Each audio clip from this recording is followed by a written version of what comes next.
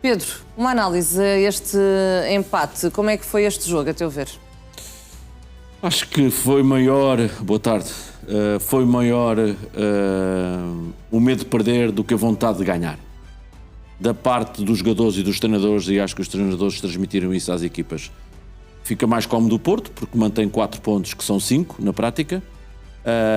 Rui Borges foi lento, foi permissivo. Farioli foi Farioli, jogou no físico. E quando pôs Mora, desequilibrou. O Sporting, quando pôs as peças no seu sítio, também desequilibrou. Ou seja, os dois treinadores estiveram muito mal. O melhor em campo foi o árbitro Luís Godinho, com muita diferença, tenho que dizer isto. Luís Godinho foi com muita diferença, parabéns a ele e a quem o escolheu, tenho que dizer isto, que é aquilo que eu penso rigorosamente, independentemente de comentariados de arbitragem, de especialistas, foi com muita diferença, jogassem assim os jogadores e teria sido o melhor espetáculo.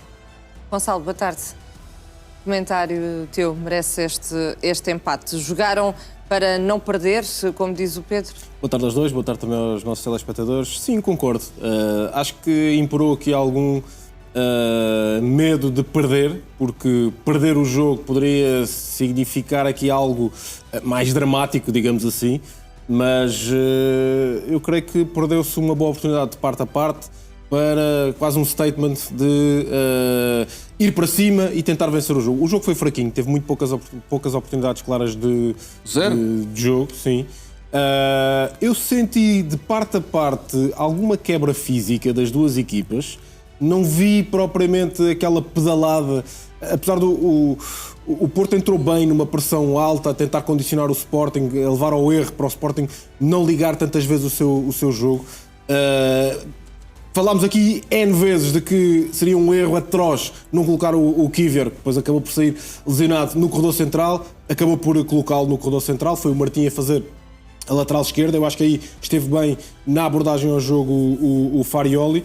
Do outro lado, eu percebi a explicação do Rui Borges a tentar proteger o Pote, mas eu não gostei nada de ver o Trincão ali. Mais valia, porque quem é o melhor? Trincão ou Géni? Para mim é Trincão. E portanto mais valia então empurrar o Géni para a esquerda e colocar o Trincão à direita, porque fragilizar o melhor jogador, a meu ver, em termos de rendimento nesta altura, eu creio que teve um impacto negativo no jogo. E aliás, depois mais para a frente, quando surgiram as substituições, bastou o Trincão ir mais para a direita, vir para o corredor central e fez logo a diferença. Ainda assim, eu creio que saem as duas equipas vivas desta partida. Concordo com o Pedro quando diz que há mais vantagem do lado do Futebol Clube do Porto, tendo em conta que manteve o segundo lugar à mesma distância. É verdade que o terceiro lugar encurtou qualquer coisa. Assim. O que é que faltou? Faltou rapidez a Rui Borges nas mexidas da equipa? O que é que pensas? A questão nem é tanto na rapidez na equipa. Eu senti sinceramente a equipa muito refém de uma abordagem mais defensiva do que ofensiva. E eu achava sinceramente que nenhuma das equipas ia, de um ponto de vista estratégico, dar um passo atrás. Antes pelo contrário. Mas para mim o ponto essencial foi o Sporting não conseguiu ligar tantas vezes. Outra boa surpresa, quer dizer, esteve bem no jogo, mas foi uma surpresa. Morita lá para dentro, ele esteve, a meu ver, bem no jogo. De certa forma até surpreendente, foi por isso é que eu digo uma boa surpresa, porque eu achava que ele não ia estar para um nível desta exigência de ritmo de jogo àquele nível. Esteve bem, mas para mim, francamente, aquilo que entra-me pela vista é o Trincão, porque o Trincão poderia ter sido um desbloqueador nesta partida. E foi em 10 minutos. E foi em 10 minutos. E, portanto, para mim, acho que foi, no plano de jogo, mal pensado empurrar o Trincão para a esquerda, porque para mim era sempre então para a direita. Mas o Géni joga melhor ali, certo? Mas o Trincão também. Ou ao meio, como ele esteve no fim. O Luís Guilherme estava à direita e o Trincão ao meio. Sim, eu sei, mas eu percebi a ideia de proteger o Pote. Vai para o meio. Até aí eu comprei a ideia, mas nunca o Trincão à esquerda, porque então mais valia tirares o Trincão e pôr o Luís Guilherme lá para dentro, porque se era o intuito defensivo era por aí. Foi uma amarra demasiado grande e evidente para o Trincão, e eu acho que foi por aí que na abordagem ao jogo o Rui Borges não teve tão bem. E olhamos agora para outro tema quente deste clássico. O balneário do Sporting foi decorado pelo Futebol Clube do Porto com capas de jornais alusivas a campeonatos do Porto. Nas imagens a que tivemos acesso, podemos ver que foram afixadas nas paredes do balneário do Sporting, no Estádio do Dragão, isto até mesmo na zona das casas de banho. Nessas capas estão momentos de festa de campeão de anos anteriores, numa clara provocação ao rival antes do jogo. Além disso, o aquecimento do balneário também foi ligado, no máximo, com o Sporting a não conseguir aceder à sala onde era possível desligar. Também durante o jogo, os apanha-bolas do Futebol Clube do Porto terão roubado a toalha do guarda-redes Rui Silva 3 vezes durante esse jogo. Entretanto, o Futebol Clube do Porto rejeita qualquer intenção de provocar o Sporting através desta questão das capas de jornais no balneário. Segundo fonte do clube, esse material já se encontra naquele espaço desde setembro do ano passado. É possível ser visto pelo público durante as visitas ao Museu do Futebol Clube do Porto, que incluem passagem pelos balneários. Aliás, ao Record, outros clubes que passaram pelo Dragão confirmam a presença dessa decoração. Já sobre as queixas relativamente ao ar-condicionado, fonte do Futebol Clube do Porto descreve que a climatização é centralizada, pelo que a temperatura era a que estava definida para aquela zona das instalações.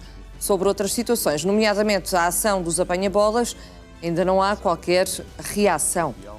Pedro, e peço-te a ti uma reação sobre estes alegados distúrbios, poderei assim dizer. Vou chamar-lhe minudências. Práticas dos anos 80 e 90 do século passado, mas que são minudências. Sim, sim.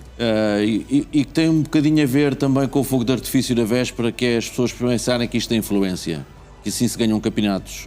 E que se calhar o Porto vai ganhar o campeonato porque merece, futebolisticamente falando, mas que não entre na cabeça deles que ganham por causa destas artimanhas. Porque não é. Esqueçam, não é. Isto era nos anos 80 e 90. Eu pensava que isto estava completamente erradicado. Primeiro ponto, pelo que soube, no relatório dos delegados, já agora, falamos pouco disto. Eu só ontem, depois do jogo, é que fui ver quem eram os delegados, que pouco me importa se é o Zé, o Manel ou o Joaquim. Mas estas coisas têm importância. Quer dizer, para o Porto Sporting, jogo do título, vai um árbitro de categoria, vai o melhor VAR até meio da temporada e vai um delegado da Liga que não tem nenhum jogo do Sporting até agora e tem um jogo em casa do Porto Estrela e um jogo fora Moreirense Porto. E vai o segundo delegado que só tem jogos da Liga 2 e um jogo da Liga 1 entre o Estoril e o Arouca. Ninguém consegue perceber isto. Peço desculpa, Liga, mas ninguém percebe isto. Conclusão. O Sporting fez um reporte de alguns dos acontecimentos, foram reportados no relatório dos delegados. Isto vai dar multas, o quê? Os cones chorripiados e as bolas, não é? Alegadamente, porque vimos com os nossos olhos, não é? A transmissão e o realizador fez questão de nos mostrar. As toalhas, eu não vi, acho que foi 3 vezes, segundo o Sporting, colocou no report as toalhas do Rui Silva, porque é para limpar as luvas, acho que isto não interessa nada. O ar-condicionado, foi lá chamado o delegado, a camisola arremassada, várias camisolas do Atlético de Madrid arremassadas ao Ullmann antes de entrar, quando terminou o aquecimento, estava ali pessoas estrategicamente colocadas na zona do túnel, também reportado, e reportado também, creio que o comportamento das colunas, não sei o que estavam na zona dos adeptos do Sporting. Era mais ou menos um anticânticos ou qualquer coisa parecida. E, portanto, o que eu... Não interessa quem faz, como faz, não há santinhos nisto, nem há calimeros nisto. Não há santinhos nem calimeros nisto. Mas eu pensava, com toda a sinceridade, nem é Porto, Benfica, Sporting, Braga, Vitória, eu pensava que... Recuso-me a considerar nova geração de dirigentes.